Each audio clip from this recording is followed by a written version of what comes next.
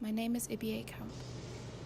Material and atmosphere have shaped and then reshaped the data sets of my design interventions, which has taken various forms of clothing, upcycling material, technological installations, and film. The material and medium of my work tends to be informed by the qualities of the site. Whether it is seating in public transport in London, or the action of trade, or how we consume data, I use public space in my work. It is a key point of information exchange. East Street Market has been a site for many of my projects, as it is continuously changing in form and activity, just from the constant cycle of market traders pulling their stalls and setting up shop.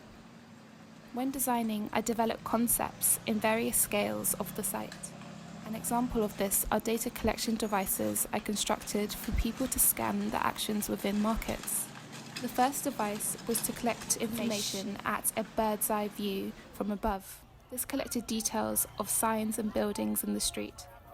The second was ground view, which detected smaller details of the street and measurements of objects for trade. And the third was at eye view, which picked up movement of individuals and the structure of the stalls.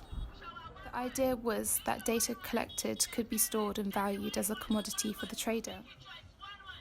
The purpose of the devices was designed in response to the global network of the internet and how it shapes contemporary culture and politics. When questioning what is the potential for architecture to shape a new future for the next generation of Londoners, I use previous data collected from East Street Market to reimagine how the market will function after lockdown. I question, what do the effects of technology mean for public space? This question is even more pressing as public space is currently not in use as it once was.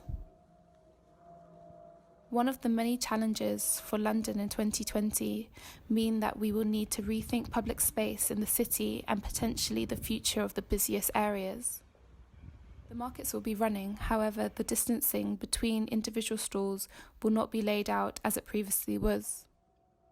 The use of barriers and orderly lines will now be how we navigate through a space. These will be the new social conditions of a city. Maybe things will become more digital in order to develop design scenarios, and simulations will be used as a norm in design. We have been instinctively using digital platforms for communication, but potentially we will be designing more and more in the digital realm in order to collectively build and adapt to the future of the city.